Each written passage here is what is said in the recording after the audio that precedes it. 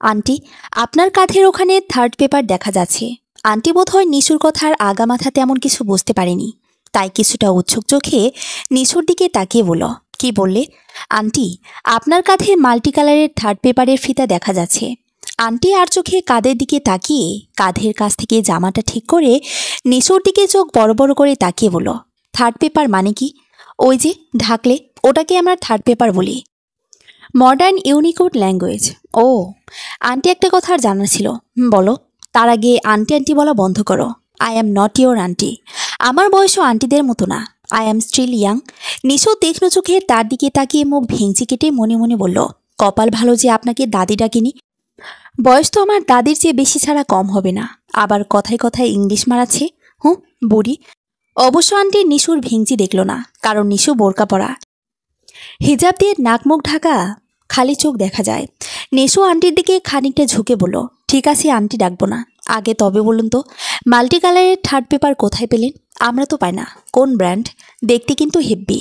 তারপর চোখ মেরে ঠোঁট গোল করে শীষ বাজালো নিশু। আন্টি নড়ে চড়ে দাঁড়ালেন। জীবনে প্রথম তার মনে হচ্ছে তাকে কেউ টিজিং করছে। তা কোনো ছেলে নয়, বরং একটা মেয়ে। আন্টি গম্ভীর গলায় বলল, তুমি তো ভারী বেয়াদব মেয়ে। এমন করে ছেলেদের মতো চোখ মেরে শীষ দিয়ে কেউ কথা বলে? যা বাবা, আপনি এখানে বেয়াদবের কি দেখলেন? এমনভাবে কথা বলছেন যেন ব্র্যান্ড না, আপনার সাইজ জিজ্ঞেস করছি। অবশ্য আপনার সাইজ তো পুরো বাচ্চা হাতের সাইজ, মেবি 42 নাকি 44, তাই না আন্টি? এবার আন্টি যে ভয়ানক খেপে গেল তাও নিশো ভালো করে বুঝতে পারছে, তাই কথা না বাড়িয়ে চুপচাপ একটু দৌড়ে গিয়ে বলল, ব্র্যান্ডের নামটা বললে ভালো হতো আন্টি। তারপর আন্টির অগ্নিচোখ উপেক্ষা করে হাসতে হাসতে ব্যাংক থেকে বের হয়ে গেল। ডিপিএস লেখাতে ব্যাংকে এসেছিল। সেখানে কতক্ষণ লাইনে দাঁড়িয়ে থাকতে থাকতে চরম বিরক্তিকর পর্যায়ে পৌঁছে গিয়েছিল। ভাবলো বোরিংনেস কাটাতে কিছু করবে, তাই চারদিক খেয়াল করতে আন্টির দিকে তাকাতেই মনে হলো আন্টি একটু বেশি ন্যাকা টাইপ আন্টি। কেমন কেমন ভাব করে চারিদিকে তাকাচ্ছে। পরনে দামি সিল্কের কামিজ আর প্লাজো, ওড়নাটাও স্টাইল করে পিন দিয়ে সেট করা। কতক্ষণ পর গরম বলে হাত দিয়ে মুখে ঢঙ্গি ভঙ্গিতে বাতাস করছে, অথচ ব্যাংকে মাথার উপর বড় বড় দুটো ফ্যান ফুল স্পিডে ঘুরছে। নিশু ভাবলো ঢঙ্গি আন্টিকে একটু টিজিং করা যাক, যেই ভাবা সেই কাজ। বিকেলে নিশুকে দেখতে আসবে ওর প্রেমিক আহসানের অর্ফে। আহুর বাবা মার পরিবারের সবাই দেখতে আসবে, সাথে এঙ্গেজমেন্টও হবে। দীর্ঘ 4 বছর আহুর সাথে প্রেম করার পর আজ ওদের সম্পর্ক নতুন মোড় নেবে, তাই সুন্দর করে সাজা দরকার। পার্লারে যাবার জন্য নিশু মূলত বোরকা পরেছে, কারণ ফেসিয়াল করে বাড়ি ফেরার সময় স্কিনে রোদ লাগলে প্রবলেম হতে পারে। পার্লার গিয়ে মুখে মাস্ক লাগিয়ে এক্সিকিউটিভ চেয়ারে আরামদায়ক ভঙ্গিতে শুয়ে নিশু ভাবছে, আহুর সাথে বিয়ে করতে ওকে কম ঝামেলা পোহাতে হলো না। আহুকে নিশুর পরিবার মোটেও মানতে চাইল না। নিশুর বাবা যখন বলল এ ছেলে আমার পছন্দ না, তখন নিশু বাবার সামনে গিয়ে কোমরে হাত দিয়ে জিজ্ঞেস করলো, আহুর মধ্যে সমস্যা কি? দেখতে সুন্দর, স্মার্ট, উচ্চশিক্ষিত, ভালো জব করে, বাবার বিশাল সম্পত্তি আছে, এক কথায় সর্বগুণ সম্পন্ন। তবে আহুকে পছন্দ নয় কেন? নিশুর বাবা বলল, ছেলের রুচি খারাপ। আমার ছেলে যে রুচি খারাপ তার সাথে মেয়ে বিয়ে দিব না। কেন? কিভাবে বুঝলে আহুর রুচি খারাপ? তোর মতো বাস খায় গন্ডি মেয়েকে যে ছেলে ভালোবাসতে পারে তার রুচি নিশ্চয়ই খারাপ। যে মেয়ে উঠতে বসতে ছেলেদের টিজিং করে, ধরে ধরে ব্যাট দিয়ে পেটায়, সে মেয়েকে কোনো ছেলে পছন্দ করেছে মানে সে ছেলের রুচি 100% খারাপ। তাছাড়া ছেলেটা অতিমাত্রায় ভদ্র। তোর জন্য এমন ছেলে খুঁজবো যে তোর মতো চালাক মেয়েকে নাকি দড়ি দিয়ে ঘোরাতে পারে, উঠতে বসতে যে তোকে শিক্ষা দিয়ে দমিয়ে রাখতে পারবে, এমন ছেলের কাছে তোকে আমি বিয়ে দেব। কিন্তু এ ছেলে তো পুরোই ভদ্রের বাপ। তুই উঠতে বসতে মারলেও বিড়ালের মতো বসে থাকবে, কোনো টোটা শব্দই করবে না। আমি বাপ হয়ে জেনে শুনে আমার বাসখাই বজ্জাত মেয়ের সাথে অমন ভালো ছেলের বিয়ে দিয়ে ছেলেটার জীবন কি করে নষ্ট করি বল? বাবার কথা শুনে নিশু এমনভাবে হা করলো যে মনে হয় ওর আলজিব্বা পর্যন্ত দেখা যায়। নিশুর আগে হুঙ্কার দিয়ে বলল, তুমি আমার বাবা হয়ে আমাকে এমন বলতে পারলে? বাবা বলেই বলতে পারলাম, নয়তো বাহিরের লোক বলে তুই এতক্ষণে তাকে নাকানি চুবানি খাওয়াতি। তুমি আমার বাবা নামের শত্রু। যে যাই বলিস, আহুর সাথে আমি তোর বিয়ে দেব না। বিয়ে দেব না। না, তবে শোন, বিয়ে না দিলে আমি বাসা থেকে পালিয়ে আহুকে বিয়ে করব। তারপর 3 মাস পর এসে বলবো বাবা তুমি নানা হবে, তখন মজা বুঝবে। মেয়ের কথা শুনে নিশুর বাবা নিজামুদ্দিনের প্রেশার হাই হয়ে গেল। উনি জানে নিশু যা বলে তা করে দেখায়, তাই কোনো উপায় না পেয়ে বিয়েতে মত দিলেন। নিশু পার্লার থেকে বের হয়ে টুকটাক কিছু শপিং করে বাসায় চলে গেল। সন্ধ্যার পর নিশু শাড়ি পরে লক্ষ্মীমন্ত্র মেয়ে সেজে পাত্রপক্ষের সামনে গেল। আহু হা করে তাকিয়ে থাকলো কতক্ষণ। নিশুর দুলাভাই আহুকে নিশুর পাশে বসালো ছবি তোলার জন্য। সবাই দুজনার জুটির বেশ প্রশংসা করলো। আহু মৃদুস্বরে বলল, নিশু তোমাকে খুব সুন্দর লাগছে, তাহলে গালে একটা চুমু খাও। কি বলছো এসব? বড়রা শুনলে কি ভাববে? তোমার মতো হাদারাম বয়ফ্রেন্ড যেন কারো কপালে না জুটে। 4 বছরের প্রেমে নিজে থেকে জড়িয়েও ধরলে না, 4টা বছর পুরো ওয়েস্ট। বিয়ে হলে তারপর নিশু কিছু বলতে নিবে তখন একজন বলল, কে ফুসুর ফুসুর হচ্ছে দুজনের মধ্যে? এমন কারো কথায় নিশু চোখ তুলে তাকিয়ে মুখ হা হয়ে গেল। মনে হচ্ছে চোখ দুটো খুলে বাইরে পড়বে, কারণ যে কথা বলছে সে আর কেউ নয়, ব্যাংকের সেই আন্টি। নিশু মনে মনে বলছে, এই মাল্টি কালার মালটা এখানে কি করছে? আমাকে চিনে ফেলে তো ক্যাচাল হয়ে যাবে। তখন পাশ থেকে নিশুর শাশুড়ি বলল, বোমা উনি তোমার ফুপু শাশুড়ি। নিশু ফুপু শাশুড়ির নাম শুনে ভিড়মি খাবার জোগাড় হলো। নিশু খুব নিচু স্বরে বলল, আসসালামু আলাইকুম। আওয়াজটা শুনেই চমকে উঠলেন রেশমি। তীক্ষ্ণ চোখে তাকালো নিশুর দিকে। নিশু মনে মনে দোয়া ইউনুস, আয়াতুল কুরসি, কালেমা যত ধরনের দোয়াও জানে সব পড়তে লাগলো। রেশমি নিশুর কাছে এসে তীক্ষ্ণ চোখে তাকিয়ে বলল, কই দেখি, আমার দিকে তাকাতো। নিশু ঢোক গিলে তার দিকেই তাকালো। রেশমি নিশুর দিকে তাকিয়ে বলল, তোমার সাথে কি আমার আগে কোথাও দেখা হয়েছে? নিশু মনে মনে বলল, মাল্টি কালার মালটা থক্কু মানে ফুপুটা আমায় চিনে ফেলেনি তো আবার?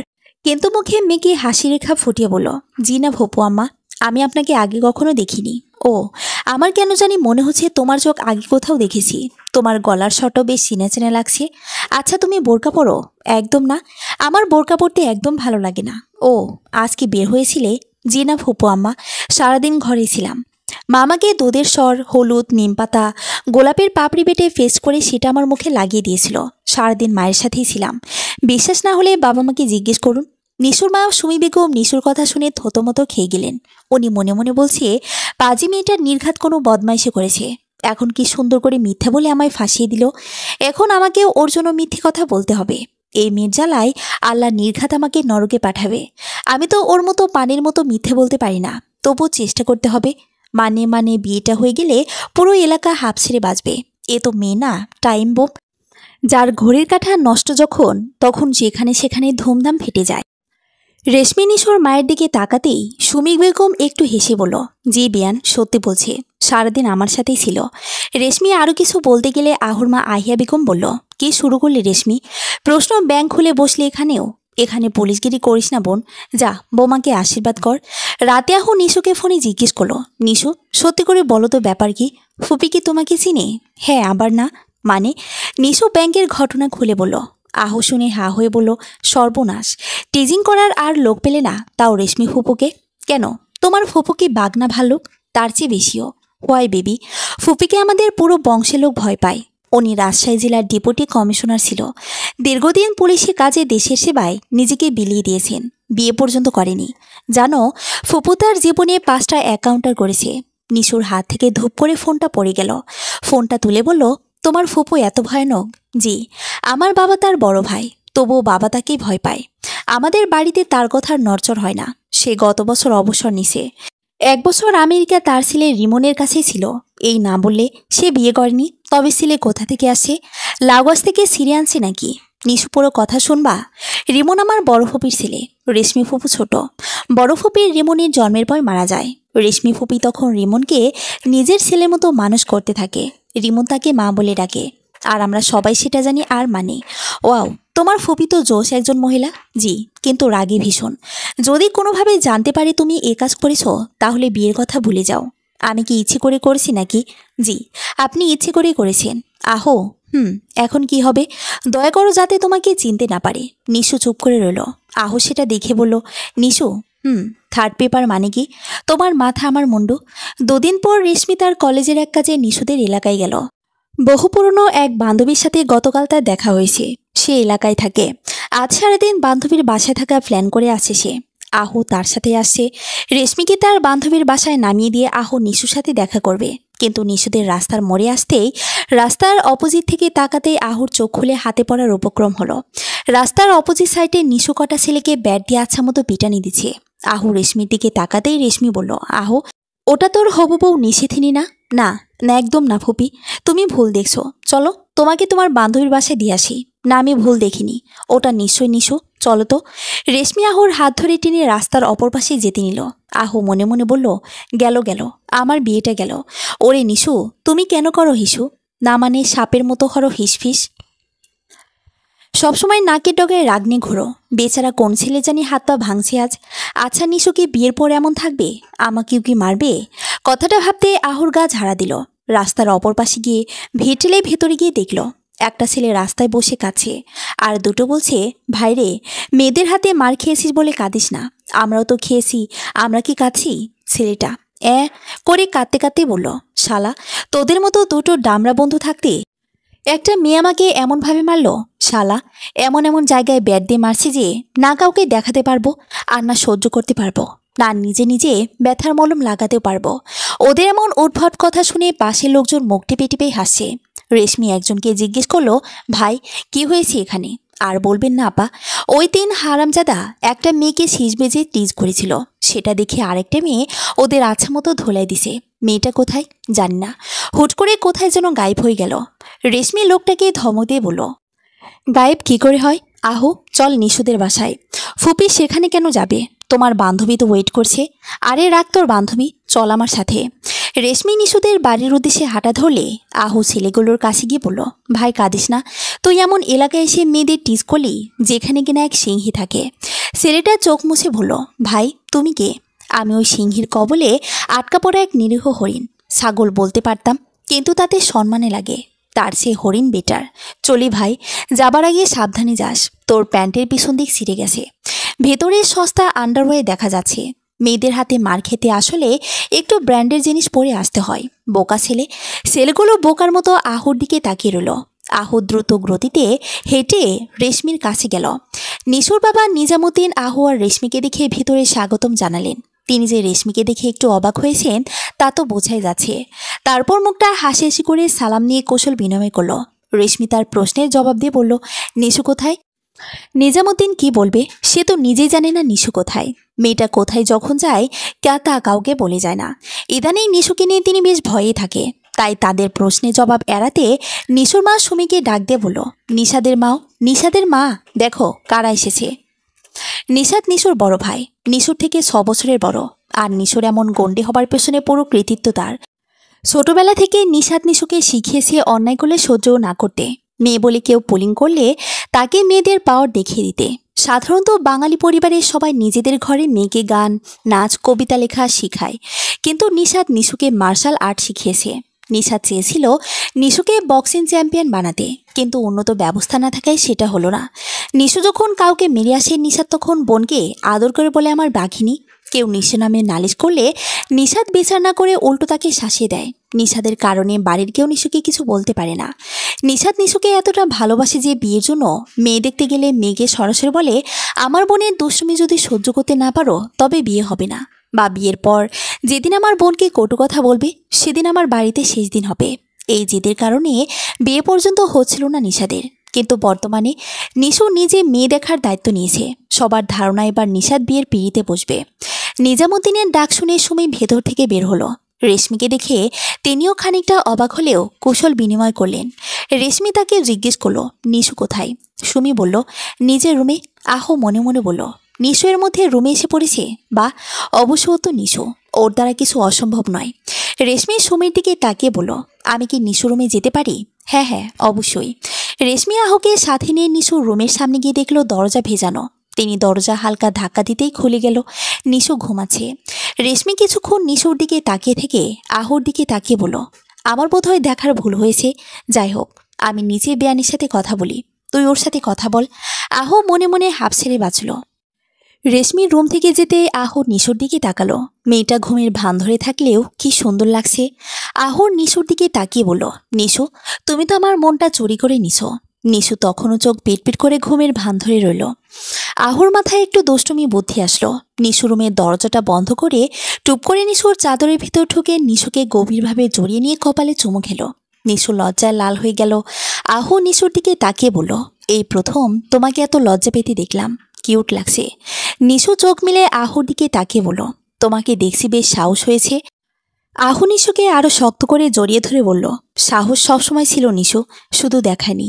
আর সাহস না থাকলে তোমার মতো বাঘিনীকে নিজের ভালোবাসার জালে কি করে আটকাতাম? তোমার মতো বাঘিনীকে বধ করতে বাঘ হওয়া দরকার। আসছে আমার বাঘরে, গায়ে শক্তি আছে নাকি? ছাড়ো উঠবো। আহু নিশুকে এত শক্ত করে জড়িয়ে ধরলো, নিশু নড়তেও পারছি না। আহু হাসি দিয়ে বলল, নিশু আরও শক্তি দেখবে। নিশু নিজেকে সারানোর আপ্রাণ চেষ্টা করে বলল, সারো, কেউ এসে পড়লে কি বলবে? কি বলবে? আমার হবু বউ তার রুমে আসলে কি বলবে? হবু বউ পুরোপুরি বউ নয়, ইডিয়েট ছাড়ো। ওহো, বাঘিনী বাঘিনী আজ বাঘের জালে পরাস্ত। তবে নিশু হাসি দিল। আহু আবার নিশুর মাথায় চুমু খেয়ে বলল, সকাল সকাল ছেলেগুলোকে মারলে কেন? হারামিগুলো মেয়েদের সাথে ইতরামি করছিল, ওদের ছেড়ে দেব নাকি? একটুর জন্য ফুপির হাত থেকে বেঁচে গেছো। হ্যাঁ, আমি তোমাদের দেখেই চাইলেই ফুরুত হয়েছি। হা হা হা। নিশু, হুঁ, তোমাকে এভাবে বুকে জড়িয়ে নিয়ে ধরে মনে হচ্ছে কোনো রেশমের পুতুল জড়িয়ে ধরেছি। এই রেশমের মতো নরম হাত দিয়ে ছেলেদের কেন পিটাও? ছেলেদের না পিটলে আমার হাত নিষ্পিস করে। পাগলি কোথাকার। চলো, ফুপি নিচে বসে আছে, তুমি যাও, আমি চেঞ্জ করে আসি। পরনের ড্রেস দেখলে ফুপি পাক্কা বুঝে যাবে ওটা আমি ছিলাম। আচ্ছা। আহু নিশুর রুম থেকে বের হতেই নিশাদের সামনে পড়ল। নিশাদকে আহু কিছুটা ভয় পায়। আহু মাথা নিচু করে সালাম দিল, আসসালামু আলাইকুম ভাইয়া। ওয়ালাইকুম আসসালাম। কেমন আছেন? ভালো, তুমি? জি ভালো। নিশু রুমে কী করছিলে? শুয়ে। কি?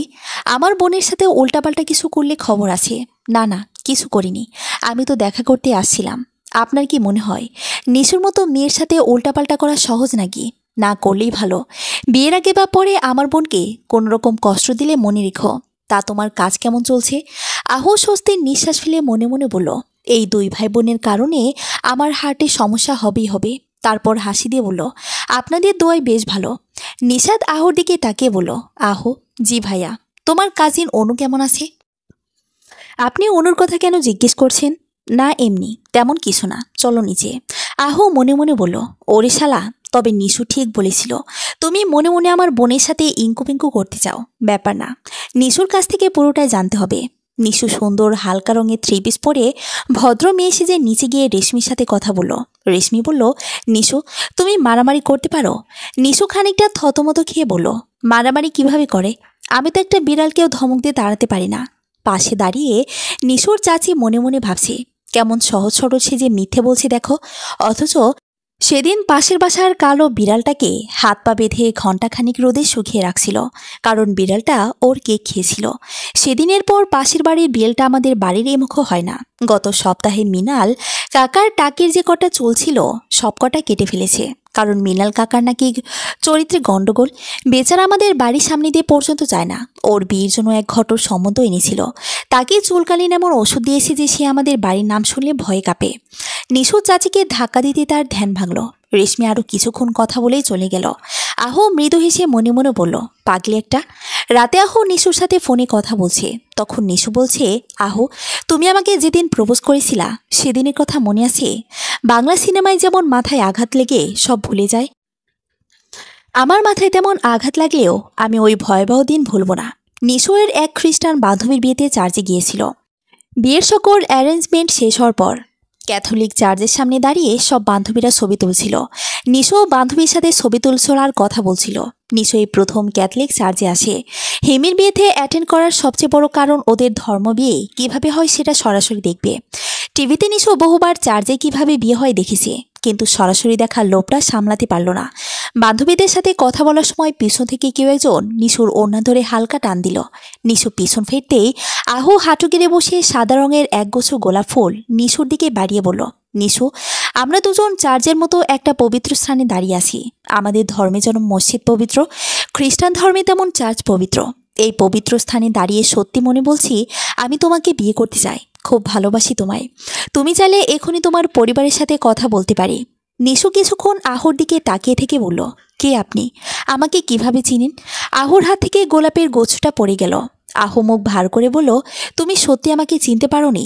জি না, মাসখানিক আগে তোমার খালামণি বিয়ে আমার ছোট চাচার সাথে হয়েছিল, তখন পরিচয় হলো। তারপর তো 3-4 বার তোমার বাড়িতে গেলাম, আর গত সপ্তাহে তো তোমার সাথে কথাও বলছিলাম। তুমি ভুলে গেলে? আমি তো কত লোকের সাথেই কথা বলি, সবাইকে কি মনে রাখবো নাকি? ও, আহুর খুব অভিমান হলো। আহু বিড়বিড় করে বলছে, সব লোকের সাথে আমার তুলনা দেওয়া কেন লাগবে? সবাই তো তোমাকে ভালোবাসি না, আমি ভালোবাসি। সেদিন তোমার চোখে প্রশংসা করলাম, তাও ভুলে গেলা? তোমার খালামণি আর আমার কাকর বিয়েতে দুজন কত দুষ্টুমি করলাম, তাও ভুলে গেলা? আহু দাঁড়িয়ে নিশোর দিকে তাকিয়ে বলল, দুঃখিত, আমি বুঝতে পারিনি তুমি আমাকে চিনো না। আমি ভেবেছিলাম তুমি আমাকে খুব ভালোভাবে চিনো, সবার সাথে আমাকে মিলাবে ভাবিনি। যাই হোক, দুঃখিত। আহু সেখানে এক মুহূর্ত দাঁড়ালো না, রাগ করে চলে গেল। সেদিন বিকেলে আহু কিছু কাজে নিশুদের এলাকায় গিয়েছিল। তখন রাস্তার মোড়ে জটলা বাঁধা দেখে সেখানে গেল। গিয়ে দেখলো নিশু একটা ছেলেকে ভয়ানক পেটাচ্ছে। নিশু সাধারণত জিন্স প্যান্ট আর শর্ট কামিজ পরে প্রায়, হয়তো জিন্স পরে মারামারি করতে সুবিধা হয়। ছেলেটা কোনো মতে পালিয়ে তো গেল, কিন্তু যাবার আগে চাকু দিয়ে নিশুর হাতে আঘাত করে গেল। আহু তাড়াতাড়ি নিশুর কাছে গিয়ে পকেট থেকে রুমাল বের করে হাতটা বেঁধে দিল। নিশু আহুর থেকে নিজের হাতটা ছাড়িয়ে নিতে গেলে আহু একটা ধমক দিয়ে বলল, বেশি নড়লে তুলে একটা আছাড় দিব। মেয়ে হয়ে ছেলেদের মতো থাকো কেন? এই মেয়ে, সবসময় নাকের ডগায় রাগ নিয়ে ঘোরো কেন? নিজের ভেতর কি একটু মেলিপোনা থাকলে তোমার জাত যাবে না? এই প্রথম বোধ হয় নিশুকে কেউ ধমক দিয়ে কিছু বলল। অন্য কেউ বললে নিশু তাকে দেখিয়ে দিত, কিন্তু এই ছেলে কি বলবে? ভালোবাসে যে ছেলেটাকে। নিশু মনে মনে বলল, ভাগ্যিস মনের কথা কেউ শুনতে পায় না, নয়তো এই ছেলে শুনে ফেলতো আমি ওকে ভালোবাসি। আহু নিশুকে নিয়ে হসপিটালে গেল। ডাক্তাররা ভালো করে ড্রেসিং করে দিল। আহু নিশুকে বাসায় নিয়ে এসে সবার সাথে আলাপ করলো। নিশুকে বলল, ডাক্তার বলেছে রাতে জ্বর আসতে পারে, ওষুধ খেলে ঠিক হয়ে যাবে। নিশু মাথা নেড়ে শুধু হ্যাঁ বলল। রাত 12টা। নিশু আহুর নাম্বারে ফোন দিবে কি দিবে না ভাবছে। বহু কষ্টে খালামণিকে ভুজুং ভাজুং বুঝিয়ে ম্যানেজ করে আহুর নাম্বার নিয়েছে, কিন্তু এখন ফোন দিতে ভয় করছে। নিশু মনে মনে ভাবল, আমি নিশু হয়ে ভয় পাচ্ছি তা ওই ঘাতাটাকে আজকে চার্জে বসে বোকা বানিয়ে একদম ঠিক করেছি। এই ডেটটা এতদিন আমাকে লোকে লোকে দেখেছে, অথচ প্রপোজ করার সাহস করেনি। আজ প্রপোজ করলো তো করলো, তাও এত এত মানুষের ভিতর চার্জে বসে। এত মানুষের মধ্যে হ্যাঁ কিভাবে বলি? আমার বুঝি লজ্জা করে না? তাছাড়া নিশাদ ভাইকে জিজ্ঞেস না করে হ্যাঁ বলি কি করে? নিশু বের করে আবার বলছে, আমি লজ্জা পেয়েছি। এ কথা ওর ঘরের লোক শুনলে নিশ্চিত কিডনি স্ট্রোক মানে কিডনি অ্যাটাক করবে। হার্ট অ্যাটাক বা স্ট্রোক তো কত লোকই করে, কিডনি অ্যাটাক কতজন করে? নিশু অনেকক্ষণ ভেবে ভেবে ফোনটা হাতে নিয়ে আহুকে কল দিয়ে ফেলল। এত রাতে ঘুম ঘুম চোখে নিশুর নাম্বার দেখে আহুর ঘুম উবে গেল। ফোন রিসিভ করতেই হ্যালো বলার পর দুজনেই খানিক সময় চুপ রইল। আহুকে চুপ দেখে নিশু আহুকে ধমক দিয়ে বলল, কি হয়েছে কি? বাদরের মতো চুপ করে আছেন কেন? কথা বলেন না কেন? না মানে তুমি এত রাতে আমাকে ফোন দিছো? ঠিক বিশ্বাস হচ্ছে না। তুমি আমার নাম্বার কোথা থেকে পেলে? খালামণির কাছ থেকে নিয়েছি। আমাকে অসুস্থ রেখে সেজে গেলেন? কই, একবারও তো ফোন দিয়ে খোঁজ নিলেন না। না মানে, যদি কিছু মনে করো, এই আপনার ভালোবাসা? কি? আমি আমার বড় ভাইকে আপনার প্রপোজের কথা বলেছি। আহু ভয় পেয়ে তোতলাতে তোতলাতে বলল, কি? কেন? বারে, ভাইয়াকে না বলে বিয়ে কিভাবে হবে? মানে, ভাইয়া বলেছে আমি কেবল অনার্স প্রথম বর্ষে পড়ি, অনার্স শেষ না হলে বিয়ে দিবে না। হ্যাঁ তো? দূর, কলা গাছের বাদর জানি কোথাকার। সেই কখন থেকে কি কেন হ্যাঁ তো হ্যাঁ করেই যাচ্ছে। গাধার খালাতো ভাই বুঝিও না। ভাই আমাদের সম্পর্কে রাজি। আমাদের আবার কিসের সম্পর্ক? তুমি তো আমায় চিনোই না। শালা বাদর, বেশি কথা পেঁচালে ঠ্যাং ভেঙে কলা গাছে ঝুলিয়ে দেব, তখন মজা বুঝবি। Nisho mind your language. তোর ল্যাঙ্গুয়েজের গোষ্ঠী টুট টুট টুট। কতক্ষণ যাবৎ এটা বোঝাতে যাচ্ছি আই লাভ ইউ টু, কিন্তু সাহেব কথা পেঁচাচ্ছে। বেশি কথা পেঁচালে আমার মাথা হেব্বি গরম হয়ে যায়। মুচকি এসে আহো বলল, সরি, ইটস ওকে। কবে থেকে আমার মতো বাদুরকে ভালোবাসেন? প্রথম থেকেই। তো তখন নাটক কেন করলা? তো কি করব? ভাইয়াকে না বলে আমি কোনো সিদ্ধান্ত নিই না। ও, তো এখন কি করব?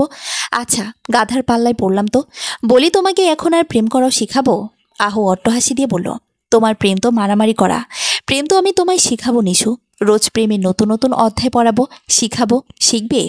নিশু লজ্জা পেলেও আহুকে বুঝতে দিল না। বুঝতে দিলে নিশু আরও লজ্জা পাবে। সেই থেকে আহুর উপর নিশুর গুন্ডামি শুরু। নিশু চুপচাপ ভদ্র মেয়ের মতোই রেশমির সামনে বসে আছে। রেশমিকে দেখে বোঝা যাচ্ছে সে বেশ রেগে আছে, কিন্তু নিশু রেশমির রাগের কারণ বুঝতে পারছে না। নিশু মনে মনে বলছে, আজ তো কাউকে মারিনি, মানে তিনি আমাকে মারতে দেখেনি, তবে কেন রেগে আছে? তাছাড়া আজ আহুদের বাসায় আমাদের বাসার সবাই দাওয়াতে আসে। তাছাড়া আজকে আমাদের বিয়ের তারিখ ফিক্সড হবে। তবে মাল্টি কালার মালটার রেগে আছে কেন? আর রাখছে তো রাখছে, আমার দিকে ফুলন দেবীর মতো করে অমন করে তাকিয়ে আছে কেন? ডালমে কোচ কালাহে নিশু। আহু দুবার রুমে ঢুকতে গিয়েছিল, রেশমি ধমক দিয়ে তাড়িয়ে দিয়েছে। এখন আহু দরজায় কান লাগিয়ে শোনার চেষ্টা করছে ভেতরে কি হচ্ছে। আহু দরজায় কান পেতে শোনার অনেক চেষ্টা করলো, কিন্তু কিছুই শুনতে পেল না। কিছুক্ষণ পর রেশমি আর নিশু দুজন হাসতে হাসতে রুম থেকে বের হলো। আহু চোখ বন্ধ করে মাথা ঝাড়া দিচ্ছে, আবার চোখে ভালো আঙ্গুল দিয়ে কষলে সামনে তাকিয়ে দৃশ্য দেখে পুরো হা হয়ে গেল। আহু বিড়বিড় করে বলছে, দুই বাঘিনী একসাথে হেসে হেসে কথা বলছে। ভয়ানক দৃশ্য। ছোটবেলা থেকে তো জানতাম দুই বাঘিনী এক বনের এক এলাকায় থাকা দুষ্করেরা দেখেছি। হেসে হেসে কথা বলছে। রেশমি সবার সাথে বসে কথা বলার সময় আহু নিশুকে নিজের রুমে নিয়ে গিয়ে বলল, কি ব্যাপার কি ব্যাপার কি ফুবি তোমাকে রুমে নিয়ে গেল রাগ করে আর বের হলো হেসে? ব্যাপারখানা কি? ব্যাপার হলো তোমার ফুপি জেনে গেছে আমি সেই মেয়ে যে ব্যাংকে তাকে টিচ করেছিল, আর ছেলেদের পিটানি দিতে আমার জড়ি মেলার ভার। সর্বনাশ, আমার বোধহয় আর বিয়ে হবে না। ও নিশু, আমি যে অন্য কাউকে তোমার জায়গায় বসাতে পারবো না। চুপ। নিশু আহুর কলার টেনে কাছে এনে বলল, আমার জায়গায় অন্য কাউকে বসানোর চিন্তা করলে তুমি জীবনে বাবা হতে পারবে না আহু। পাগলা কুত্তাকে দেওয়া ইঞ্জেকশন তোমার পাম্পে দিয়ে দিব। ওহো নিশু, এসব কি বলো? ভয়ঙ্কর সব কথাবার্তা। তা ফুপি যখন সব জেনে গেল তখন সে তোমার সাথে হাসতে হাসতে কেন বের হলো? তোমার ফুপি পুলিশে থাকাকালীন সবাইকে 3rd ডিগ্রি টর্চার দিত, আর আমি তাকে অন্যরকম টর্চার করার ভয় দেখিয়েছি। অন্যরকম টর্চার, সেটা আবার কি? কাম জানো, কাছে আসো, তোমাকে ফ্ল্যাশব্যাক দেখাচ্ছি। আহুর গালে গাল লাগিয়ে নিশু বসল। রেশমি নিশুকে রুমে নিয়ে বলল, রেশমি, তুমি সেই মেয়ে যে ব্যাংকে আমার সাথে বেয়াদবি করেছিলে। সেদিন রাস্তার মোড়ে তুমি মারামারি করছিলে। তুমি কি ভেবেছিলে আমাদের আগে জলদি ঘরে গিয়ে ঘুমানোর নাটক করলে পার পেয়ে যাবে? তুমি নিজেকে তো চাদর দিয়ে ঢেকে রেখেছিলে, কিন্তু তোমার কাদামাখা সুচ কিভাবে ঢেকে রাখবে? তোমার ব্যাট, হকি স্টিক মেয়েদের রুমে সাজার প্রসাধনী থাকে, অথচ তোমার রুমে আমি bat, hockey stick, chain, boxing gloves দেখেছি। আর এসব দেখেই তো তোমার মনে হয় আমি কিছু বুঝতে পারিনি।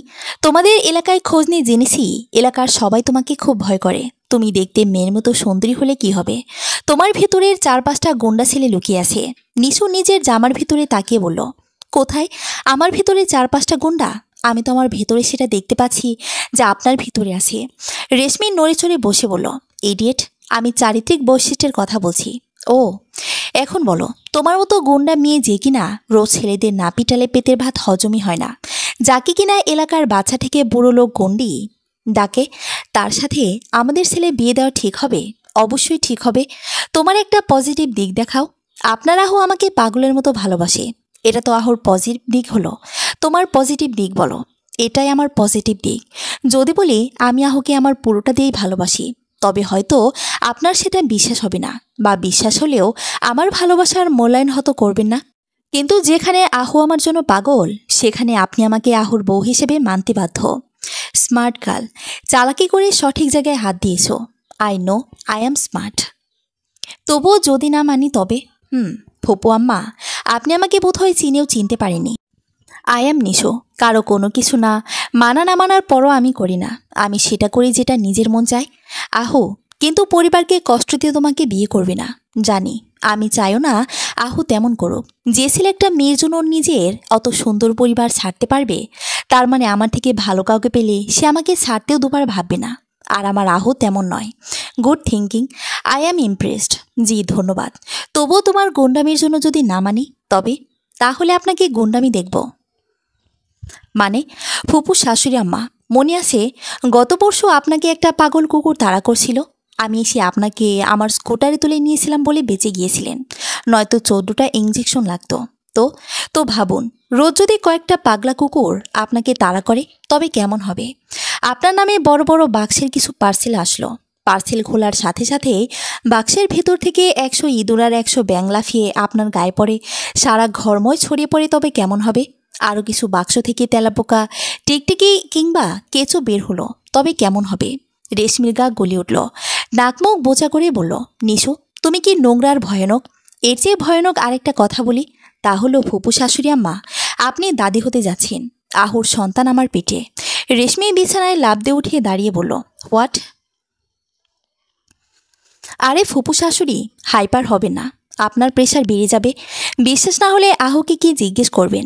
আমার পিঠের ডান পাশে আমার নাভির দিকে নিচে দুটো টিল আছে কিনা দেখবেন, আহু লজ্জায় লাল হয়ে যাবে। রেশমি কিছুক্ষণ নিশুর দিকে তাকিয়ে থেকে নিশুর গালে হাত দিয়ে বলল, নিশু, তুমি ভয়ানক পাগল মেয়ে। আহু সত্যি ভুল কাউকে বাছাই করেনি। যে মেয়ে নিজের কাছের মানুষকে আগলে রাখার চেষ্টা করতে পারে সে নিঃসন্দেহে ভালো স্ত্রী হতে পারে। দোয়া করি তোমরা সুখী হও। আপনি কি বাচ্চার কথা শুনে মেনে নিলেন নাকি? রেশমি হেসে বলল, I know you are not pregnant, you are still virgin. Nishu লজ্জা পেয়ে বলল, কি করে বুঝলেন? তোমার মতো মেয়েরা শুধু মুখে মুখে দুষ্টুমি করতে পারে, কাজের বেলায় তেমন নয়। আমি গ্যারান্টি দিয়ে বলতে পারি আহু তোমাকে কাছে টানতে ভয় না পেলেও তুমি আহুর কাছে যেতে ভয়ানক ভয় পাও। I am right? নিশু মাথা নিচু করে বলল, বিয়ের আগে ওসব ঠিক না। রেশমি হেসে বলল, চলো, সবাই অপেক্ষা করছে আমাদের জন্য। আহু হা হয়ে বসে আছে। নিশু আহুকে ধাক্কা দিয়ে বলল, ওই পাগল, ফ্ল্যাশব্যাক শেষ। তুমি কেন ঘুরে আছো? নিশু, তোমাদের কথা শুনে মাথা ঘোরাচ্ছে কেন? তুমি তো দেখি সাংঘাতিক মেয়ে। সেটা কি তুমি নতুন জানো নাকি? হ্যাঁ জানি। নিশু, হুঁ, সত্যি কি তোমার পিঠের ডান পাশে আর নাভির নিচে দুটো টিল আছে? কেন একটু দেখি। আহু, একদম অসভ্যতামি করবা না, চলো বড়দের কাছে। আহু মেখে রাগ দেখিয়ে বলো, থাক, দেখান লাগবে না। নিশু মৃদু হেসে আহুর চুল এলোমেলো করে আহুর গালে একটা চুমু খেয়ে রুম থেকে পালিয়ে গেল। আহু হাসতে হাসতে বলল, পাগলি একটা। সামনের মাসে ২৬ তারিখ আহু আর নিশুর বিয়ের তারিখ নির্ধারিত হলো। আর তার ঠিক ১ মাস পর অনু আর নিশাতের বিয়ের তারিখ ঠিক হলো। নিশাত অনুকে অনেক আগে থেকেই পছন্দ করত, কিন্তু বলার সাহস ছিল না। অনুকে ভালো লাগার সবচেয়ে বড় কারণ ছিল অনু নিশুকে নিজের ছোট বোনের মতোই স্নেহ করে। যদিও অনু জানতো না নিশাতের বিয়ে নিয়ে এমন উদ্ভট শর্ত আছে, কিন্তু যখন থেকে নিশুর সাথে অনুর পরিচয়, তখন থেকে নিশুর দুষ্টুমিগুলো অনুর খুব ভালো লাগতো। সেজন্যই অনু নিশুকে খুব ভালোবাসত। আর সে ভালোবাসা দেখেই নিশাদের মনে অনুর প্রতি ভালো লাগা তৈরি। আর ভালো লাগা ভালোবাসায় রূপ নেয়, কিন্তু বলার মতো সাহস নিশাদ বা অনু কেউই করতে পারেনি। যে সমস্যার সমাধান নিশু করে দিয়েছিল। নিশু বুঝতে পারছিল এই অকর্মা ঢেকে দুটো কোন কাজে না, তাই বড়দের বলে দুজনার ৪ হাত এক করে দিল। বাড়ির পরিবেশে খুব হাসিময় সুখীময়। হাসি খুশি যেন গরম জেলাপি ভাজার গন্ধের মতো সারা বাড়িতে মোমো করছিল। কিন্তু কথা আছে, ঐতিহাসিক কান্নার কারণ হয়। গত ৫ ঘন্টা যাবৎ আহু বাড়ি থেকে শুরু করে নিশুদের বাড়ির সবাই হন্য হয়ে নিশুকেই খুঁজছে। সকালে নিশুদের রাস্তার মোড় থেকে নাকি কিছু ছেলে নিশুকে কিডন্যাপ করেছে। সে থেকে বাড়ির সবাই পাগলের মতো সব জায়গায় নিশুকে খুঁজছে। অনেক খোঁজাখুঁজির পর, রেশমির অনেক চেষ্টার পর নিশুর লোকেশন ট্র্যাক করে গেছে। পুলিশ বাহিনী সহ সবাই সেখানে উপস্থিত হলো। লোকেশন ট্রেস করে জায়গা মতো পৌঁছাতে প্রায় ঘন্টা খানিকের মতোই লাগলো। একটা বড় বাংলো বাড়ি। পুলিশ বাড়িটাকে পুরো বাড়িটার চারপাশে আটক করে ভেতরে ঢুকে সামনে দুটো ছেলেকে পেল। তাদের আটক করে জিজ্ঞাসা করলো নিশু কোথায়। তারা পুলিশের ভয়ে বলল দোতলায়। আহু নিশাত পুলিশের অপেক্ষা না করে আগে দোতলায় উঠে ঘরগুলো চেক করতে লাগলো। আহু একটা দরজা খুলতে দেখলো ভেতরে চেয়ারের সাথে নিশু বাঁধা। নিশু দরজা খোলার শব্দে আহুর দিকে এক নজর তাকিয়ে লজ্জায় চোখ নিচু করে মাটির দিকে তাকিয়ে রইল। আহু নিশুর দিকে তাকাতে দেখলো ব্লাউজটা কাদের কাছ থেকে ছেঁড়া, ভেতরে টপস দেখা যাচ্ছে। পরনের শাড়িটা নেই, শুধু ব্লাউজ আর পেটিকোট পরে থাকার কারণে পেট নাভি দেখা যাচ্ছে। গালে চরের দাগ, পরপর বেশ কয়েকবার চর মারলে ঠিক যেমন দাগ বসে তেমন দাগ বসে গেছে গালে। চুলের খোপায় পড়া রজনীগন্ধা আর গোলাপ ফুলের খোপার মালার ফুল ছিঁড়ে এলোমেলো হয়ে গেছে। আহুর কল্পনাই ছিল না কোনোদিন নিশুকে এমনভাবে দেখবে। নিশু যে নিজের দিকে তাকিয়ে আছে। এত শক্ত প্রকৃতির নিশুরাজ নিজেকে মেয়ে বলে পরাজিত মনে হচ্ছে। মাথা নিচু করে নিঃশব্দে চোখের জল ফেলছে। আজ নিশুর চোখের জলের রং দেখতে স্বচ্ছ হলেও ওগুলো জলের রং নয়, বরং হৃদয় খরিত লাল রক্ত। এত বছর যাবত যে সবসময় মেয়েদের সম্মানহানি হবার হাত থেকে তাদের বাঁচিয়েছে, আজ সে নিজেই চরম লাঞ্ছিত হলো। সত্যি আজ নিশুর জন্য বড্ড লজ্জার দিন। অন্যদের যে রক্ষা করতে পারত, সে নিজেকে রক্ষা করতে কিভাবে তবে ব্যর্থ হলো। আহু নিজের কাছে এসে হাত পায়ের বাঁধনগুলো খুলে দিল। নিশু মনে মনে ভেবে রেখেছে আজ থেকে আর কোনো আহুর দিকে তাকাবে না। তাকানোর মতো দৃষ্ট নিশু হয়তো হারিয়ে ফেলেছে। আহু নিশুর হাত ধরে বলল, নিশু আমার দিকে তাকাও। নিশু আহুর দিকে না তাকেই বসা অবস্থায় আহুকে জড়িয়ে ধরে বলল, সরি আহু, সরি। তোমার জন্য আজ নিশু থেকে তোমার লক্ষ্মী নিশুর মতো সেজেছিলাম, কিন্তু তোমাকে দেখাতে পারিনি, সরি। আহু নিশুকে জড়িয়ে রইল। কাছে দুজন, কিন্তু শব্দহীন বোবা কান্না ওদের। রক্তক্ষরণ দুজনার মনে হচ্ছে, কিন্তু সেটা অদৃশ্য। বাড়ির কেউ তা দেখতে পারবে না। এই রক্তক্ষরণের যন্ত্রণা শুধু এরা দুজনই বুঝতে পারবে, অন্য কেউ নয়। একটু সময়ের মধ্যে নিশাদ, রেশমি, পুলিশ সহ বাকি সবাই রুমে হাজির হলো। নিশাদ নিজের বোনকে অমন অবস্থা দেখে পাথরের মতো জমে গেল। পৃথিবীতে কোনো ভাইয়ের কাছে এর থেকে বিভৎস দৃশ্য হয়তো আর হতে পারে না। নিজের বোনকে অর্থনগ্ন দেখার থেকে কষ্ট করার লজ্জাজনক কোনো মুহূর্ত হয়তো কোনো ভাইয়ের কাছে নেই। রেশমি চারপাশটা ভালো করে তাকিয়ে দেখতে এক কর্নার নিশুর শাড়িটা দেখতে পেল। তিনি শাড়িটা এনে নিশুর কাছে দাঁড়িয়ে বলল, আহু তোরা সবাই বাইরে দাঁড়া, আমি নিশুকে শাড়িটা পরিয়ে নিয়ে আসি। আহুর কানে কারো কথাই যাচ্ছে না। ও তো নিশুকে নিজের মাঝে আঁকড়ে ধরে রেখেছে। রেশমি আহুর গালে হাত দিয়ে বলল, বাবা সব ঠিক হয়ে যাবে, চিন্তা করিস না।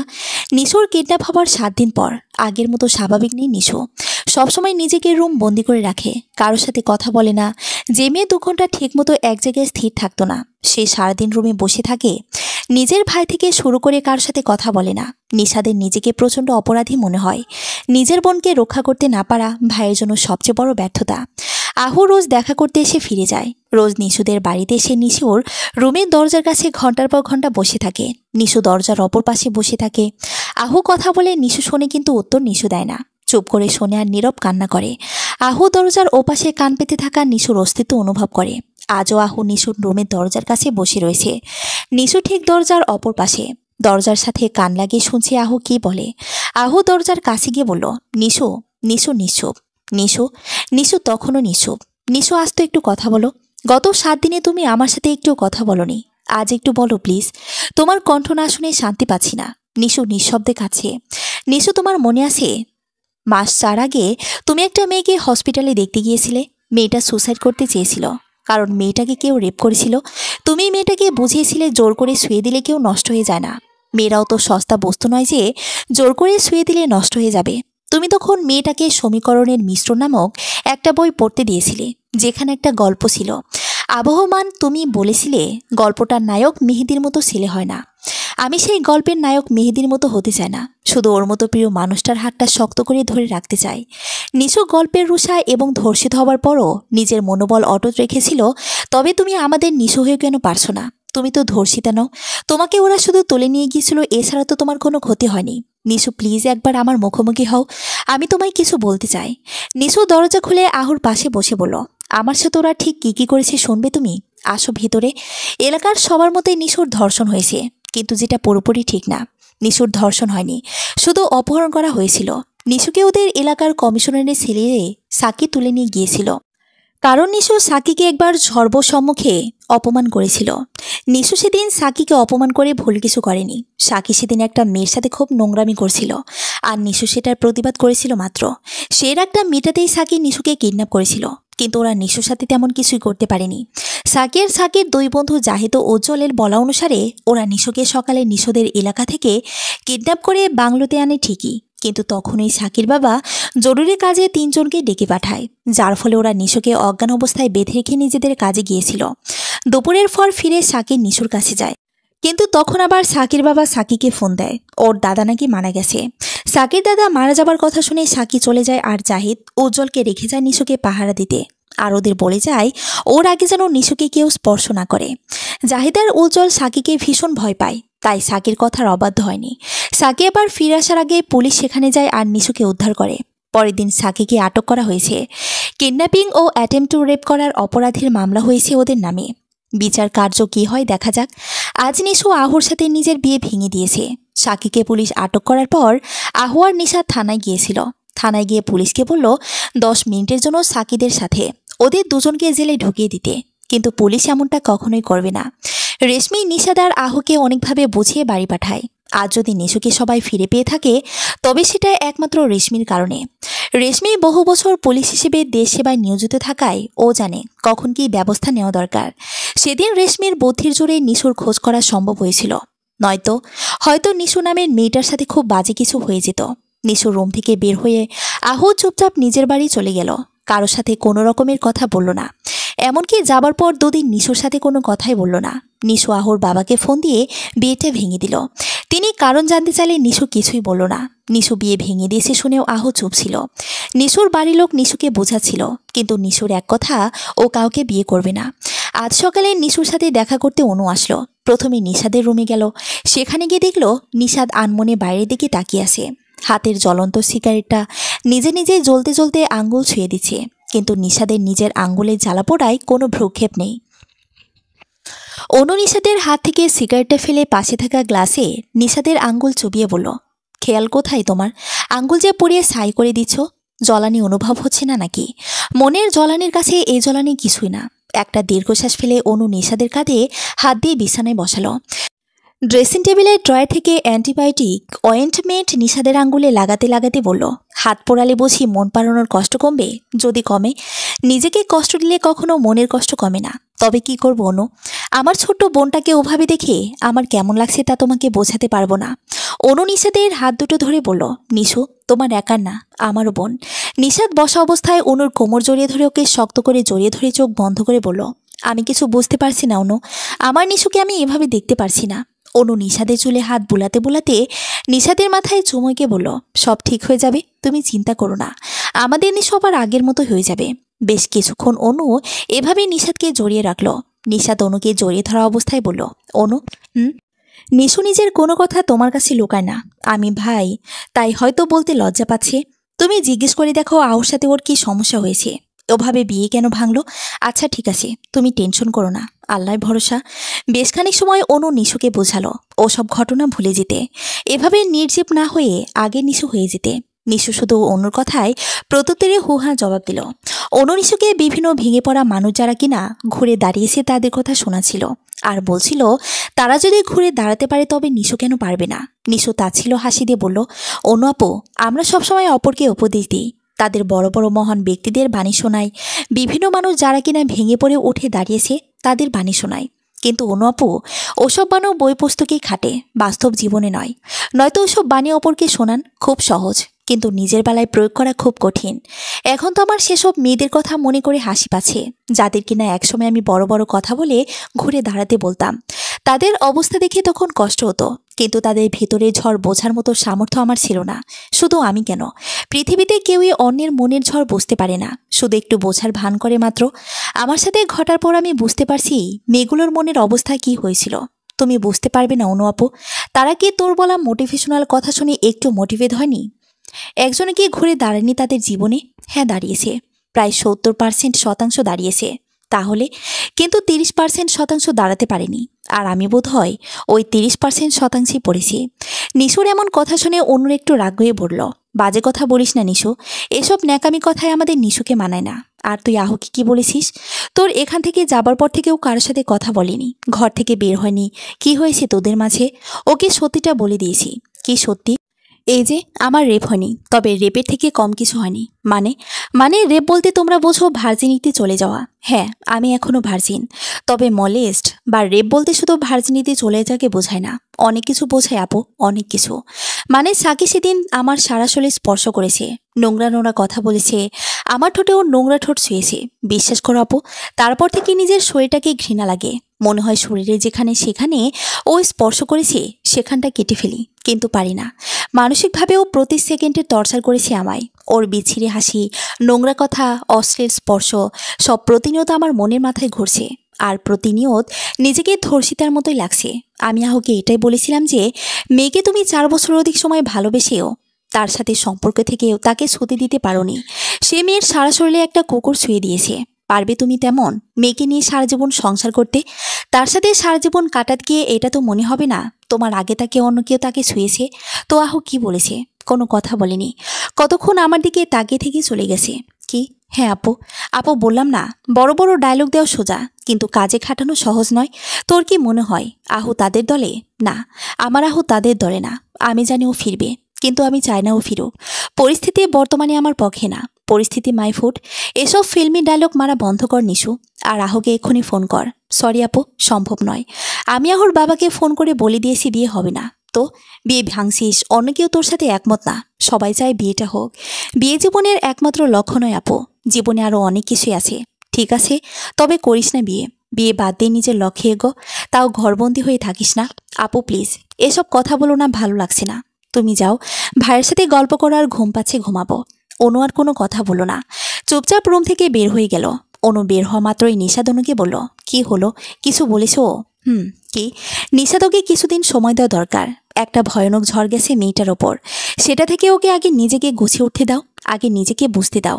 কিন্তু অনু, এভাবে একা একা রুম বন্ধ থাকা কোনো সলিউশন নয়। তা জানি, তবে ওকে কোনো মোটিভেশনাল বাণীতে লাভ হবে না, কারণ নিজেই মোটিভেশন দেওয়ার রানী। তবে কি করব? চলো নিশু স্টাইলে কিছু করি। মানে নিশু বলে না, মানুষকে শিক্ষা হোক বা মোটিভেশন দুটোই তাকে দিয়ে দেওয়া হোক যাকে সে ভয় পায়। নিশু কাকে ভয় পায়? উল্টো পুরো এলাকা, আত্মীয়স্বজন ওকে জমের মতো ভয় পায়। অনু হেসে বলল, নিশু একমাত্র রেশমি আন্টিকেই ভয় পায়। দেখা যাক সে কি করতে পারে। সে কি রাজি হবে? আলবাত হবে। রেশমি বসে আছে নিশুর ঠিক সামনে, একটা বড় পার্কের মাঠের মধ্যখানে মুখোমুখি বসে আছে দুজন। রেশমির হাতে বড় একটা ডান্ডা। রেশমি ডান্ডা তার নাড়াতে নাড়াতে বলল, অন ডিউটি থাকাকালীন বহু আসামিকে ডান্ডা মেরে ঠান্ডা করেছি, আর তোমার মতো পুচকে মেয়েকে পারবো না? যে মেয়ে কিনা আমাকে ব্যাং টিকটিকি ইঁদুরের ভয় দেখিয়েছিল, ব্যাংকে বসে 3rd 4th পেপার বুঝিয়েছে। তোমার নামে তো ইফটিজিং কেস করা দরকার। মেয়ে হয়ে মেয়েদের টিজ করো কেন? ছেলের কি দোষ করেছে জানো? তোমার বয়, সে কত ছেলেকে টিজ করেছি।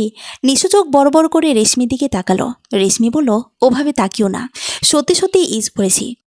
শুনবে কি করেছি? নিশু মাথা কাত করে সম্মতি দিল। তিনি আয়েশ করে ঘাসের উপর বসে বলা শুরু করলো। কলেজ যাবার পথে এলাকার ছেলেদের গায়ে বেলুনে পানি ভরে তা ছুঁড়ে মারতাম। সাইকেলের হাওয়া বের করে দিতাম। বেশি তেড়িবেড়ি করলে চাকাসহ খুলে নিয়ে আসতাম। একবার নদীর পাড়ে ঘুরতে গেলাম, দেখলাম আমার কলেজের কিছু ছেলে জামা খুলে আধা ন্যাংটা হয়ে গোসল করছে। ব্যাস, ওদের কাপড় চুরি করে এনে পুরাতন কাপড়ের দোকানে 3 ভাগের 1 দামে বিক্রি করে দিয়েছিলাম। নিশু রেশমির কথা শুনে হাহা করে হেসে লুটিয়ে পড়ল। আন্টি, আপনি তো আমার থেকে বড় পাজি ছিলেন। রেশমি বলল, জানো নিশু, তোমার কোন গুণটা আমার সব থেকে বেশি ভালো লাগে? কোনটা? তুমি নিজের স্বকীয়তা বজায় রাখো, নিঃসত্তায় স্থির থাকতে জানো তুমি, কিন্তু বর্তমানে তুমি নিঃসত্তা হারাতে বসছো। আন্টি, আমার এখন সবকিছু বিষাদময় লাগে। সামান্য একটা ঘটনা এমন হলে, তাহলে আমার মতো যন্ত্রণা পেলে কেমন করতে? তবে তো তুমি বৈরাগী বা বনবাসী হতে। আপনার মতো যন্ত্রণা মানে? আন্টি, আপনার সাথে কি আমার মতো কোনো ঘটনা ঘটেছিল? এমন নয়, তবে মানসিক প্রেশার তোমার মতোই ছিল। আন্টি, আমাকে বলা যাবে? এক শর্তে। কি? এই ঘটনা তুমি আমি ছাড়া তৃতীয় কেউ জানবে না, এমনকি আহো না। ওকে ডান। একটা দীর্ঘশ্বাস ছেড়ে রেশমি বলল, জানো আমি বিয়ে কেন করিনি? হ্যাঁ, দেশ সেবা করবেন বলে।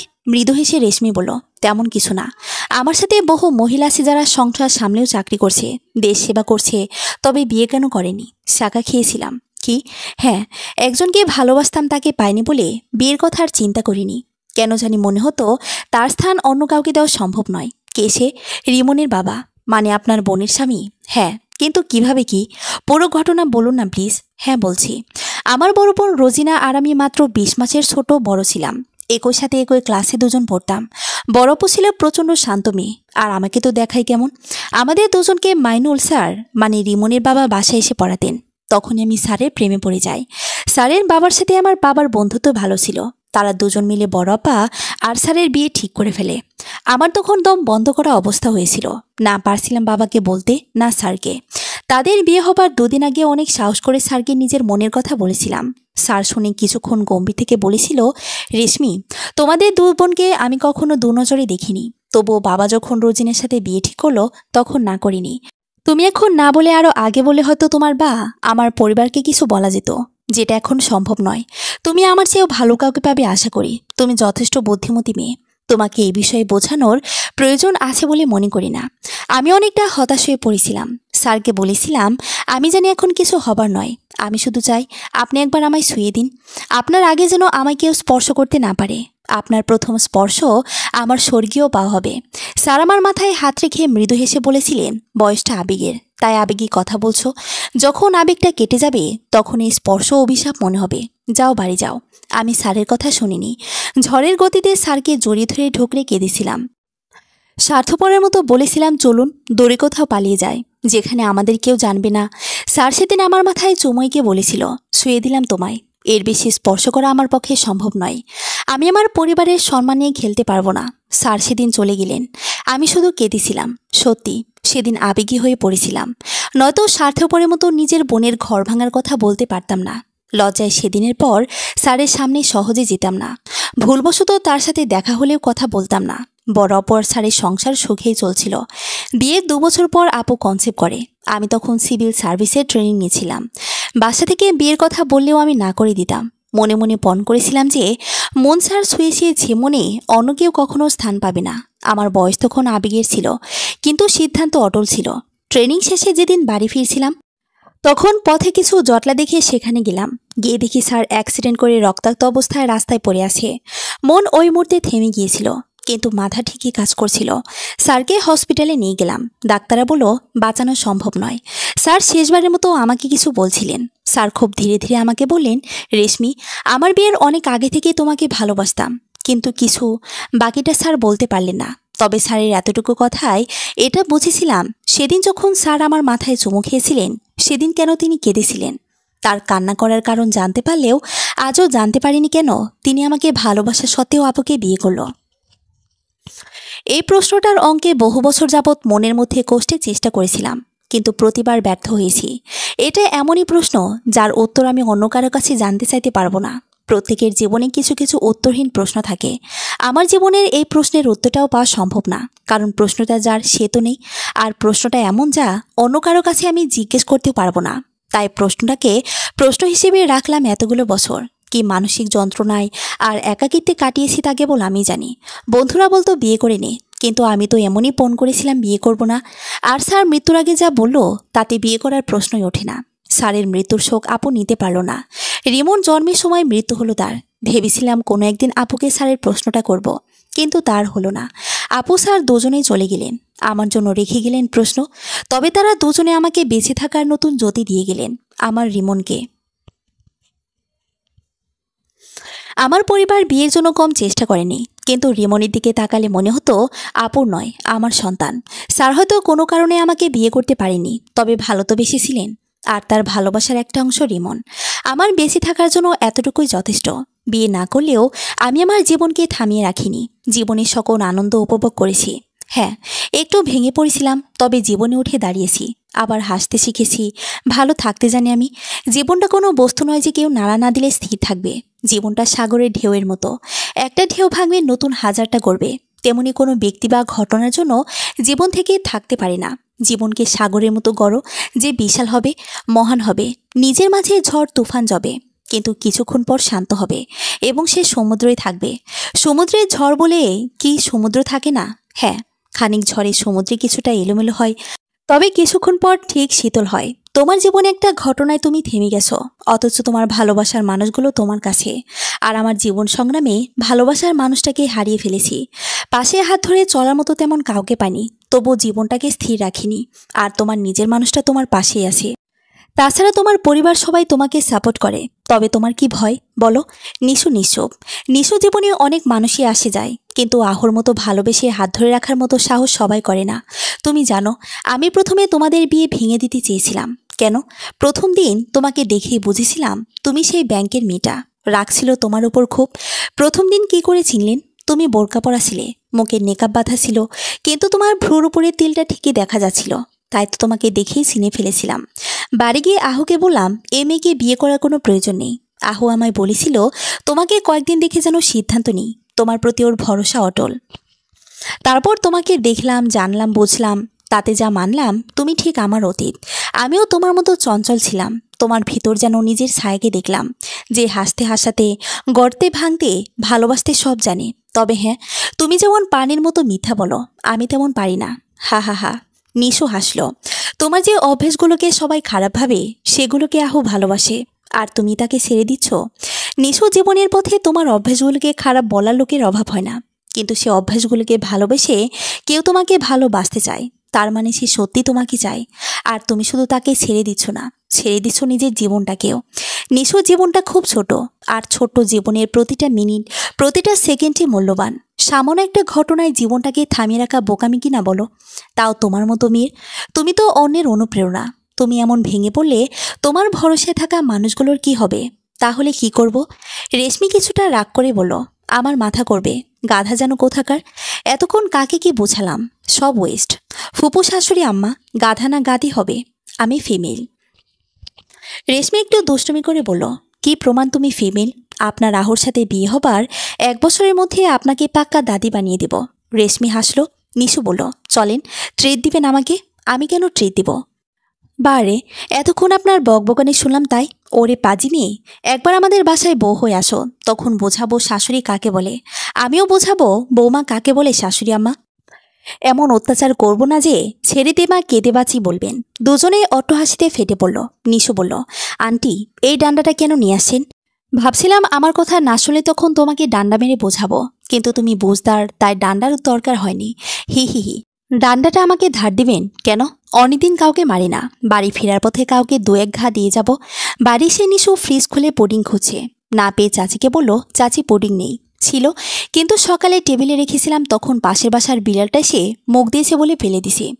পাশের বাসার ওই কাল্লা বিলাইটা, ওরে তো আমি। সেদিন কেক খাইছে, আজ পুডিং। কেমন লাগে বলো তো চাচি? আগেরবার তোকে পা বেঁধে রোদে রেখেছিলাম, এবার গাছে ঝুলিয়ে ট্রিমার দিয়ে গায়ের সব পশম ফেলে ন্যাংটা করে দিব। লুচ্চা বিড়াল। নিশুর চাচি বলল, নিশুও তো খাবার খেয়েছে, তাই খোঁচা বিড়াল হবে। লুচ্চা বিড়াল কি করে হলো? না, ও শুধু ছোচা। বিড়াল না, লুচ্চা বিড়ালও বটে। ওর চরিত্র খারাপ। কেন জানো? মন্টি আন্টিদের বিড়াল মিনির সাথে কমাস আগে অশ্লীল অকাজ করেছে, যার ফলে মন্টি আন্টিদের অমন সাদা বিড়ালটার পেটে ওর মতো কালা কালা বিড়ালের বাচ্চা হয়েছে। ওই শালা মন্টি আন্টি গোর বিড়ালে রেপ করছে। ওর নামে রেপ কেস করা দরকার। মা তুই থাম।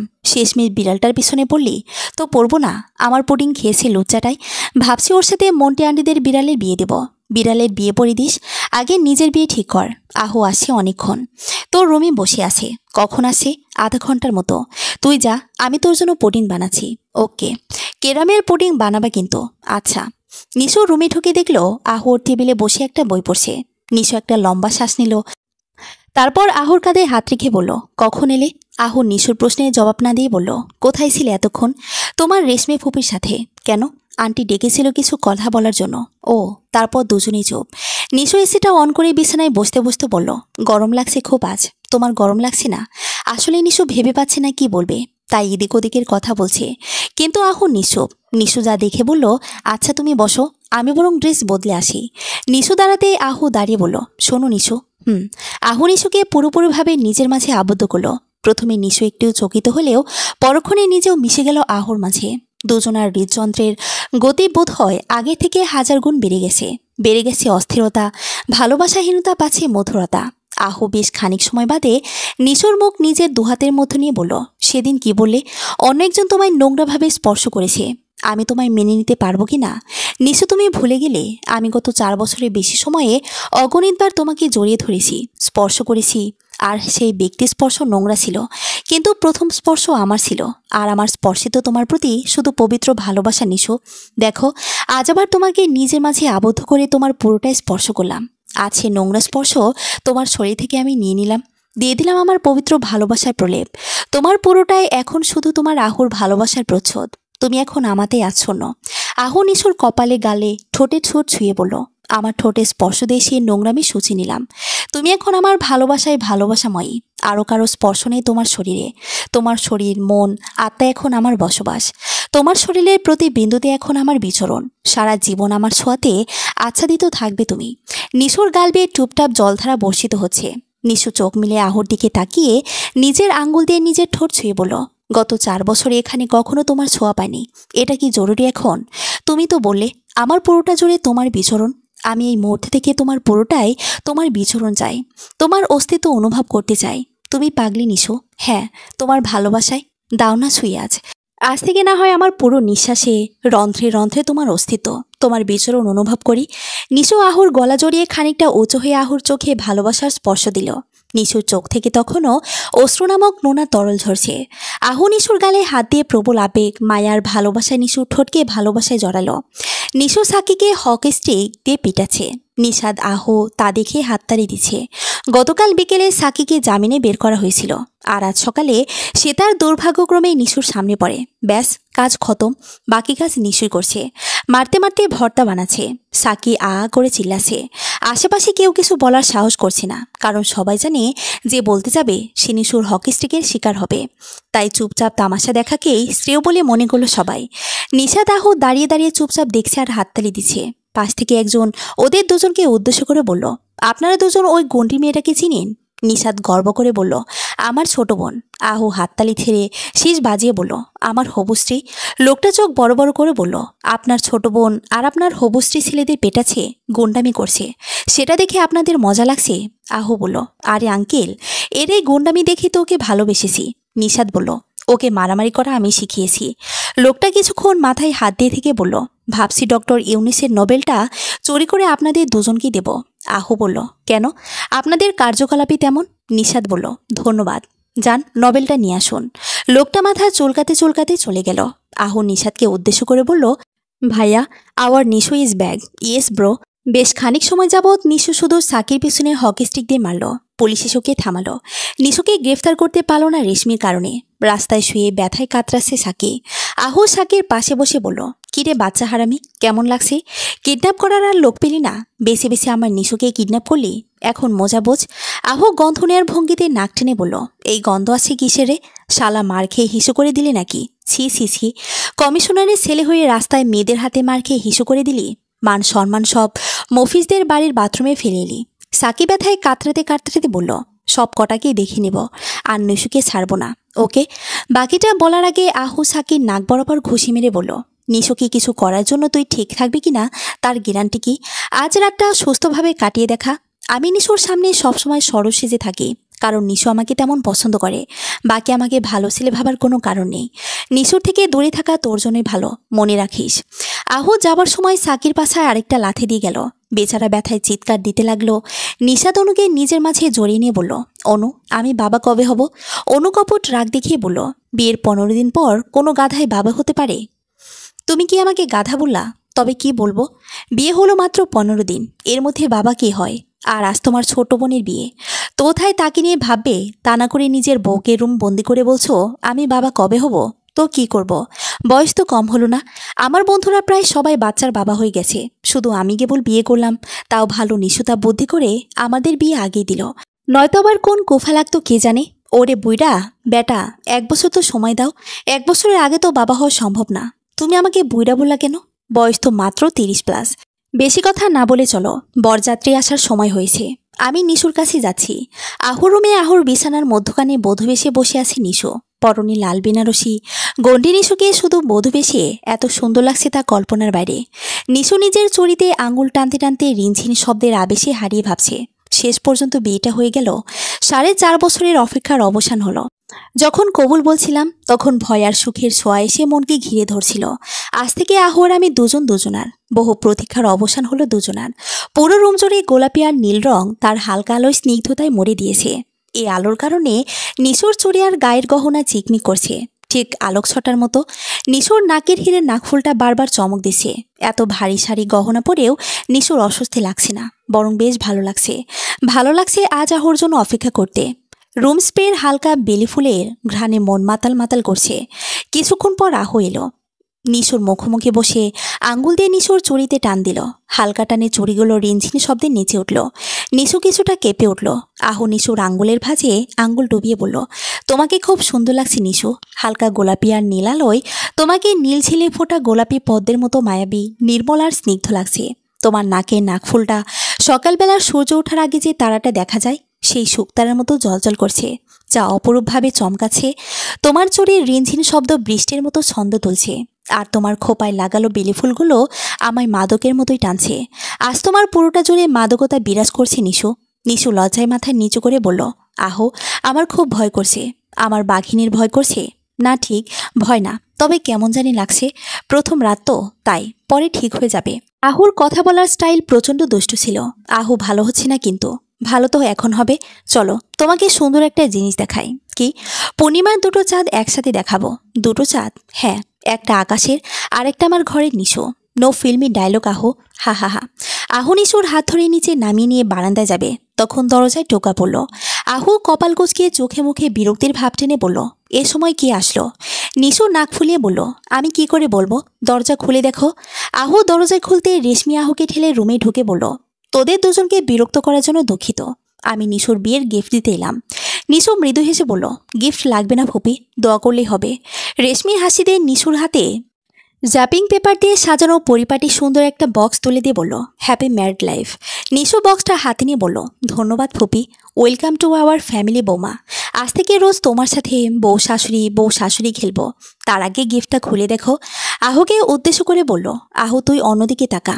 আহু অন্যদিকে তাকানোর পর নিশু বক্সটা খুলে 880 ভোল্টের ঝটকা খেল। চোখ বড় বড় করে রেশমির দিকে তাকিয়ে বলল, এগুলো কি আন্টি?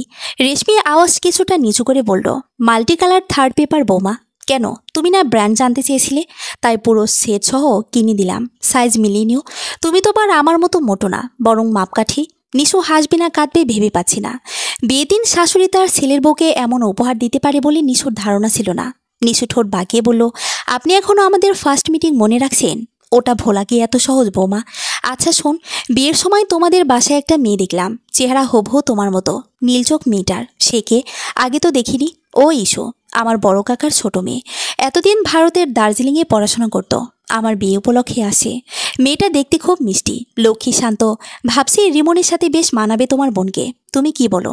তোমার পরিবারের সাথে কথা বলবো? কিছুক্ষণ ভেবে নিশু বলল, হ্যাঁ হ্যাঁ, অবশ্যই বলুন।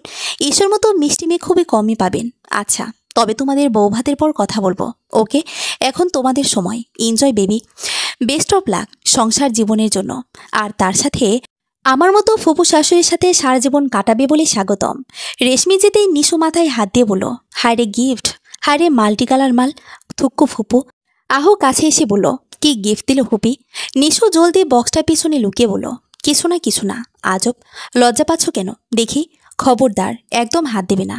ওকে, কিন্তু বাঘিনীকে আজ তার বাঘের খাঁচায় বন্দি করবই। আসি আমার বাঘরে। গভীর রাত। আহু নিশুর চুলে বিলি কাটতে কাটতে বলল, নিশু। ফুপু ইস্যুর কথা কি বলছিল? ফুপি ইস্যুকে তোমার ভাই রিমনের বউ করে আনতে চাচ্ছে। আহু শোয়া থেকে লাফ দিয়ে উঠে বলল, কি? নিশু হাসতে হাসতে বলল, ফুপির মতোই ইস্যু খুবই শান্ত ভদ্র মেয়ে। হায় আল্লাহ, তুমি ফুপিকে বলনি 3টা নিশু চরিত্র মিলে একটা ইস্যু? হি হি হি। না, তোমার ফুপি আমাকে ফুপু শাশুড়ি পানা দেখাচ্ছে। সে তো জানে না ইস্যুকে ছেলের বউ করা মানে কি। সে ইস্যুর চেহারা দেখে ভাবছে মিষ্টি, কিন্তু সে জানে না ইস্যু তাকে এক হাটে সবার বেচে সে হাট থেকেই নবার কিনবে। তোমার ফুপিকে তো আমি কিছুটা ভয় পাই, কিন্তু ইস্যু, তোমাদের বাড়ি থেকে হয়তো তোমার ফুপির রাজত্বের অবসান ঘটবে। আহু হাহা করে হেসে বলল, ফুপি পৃথিবীতে আর মেয়ে পেল না শেষ পর্যন্ত ইস্যু। তোমার এলাকায় নিশু বলতে সবাই ভয় পেলেও ইস্যু বলতে সবাই ছুটে পালায়। হ্যাঁ, ফুপু শাশুড়ি এখন শুধু শাশুড়ি হবার জ্বালা হাড়ে হাড়ে টের পাবে। সমাপ্ত।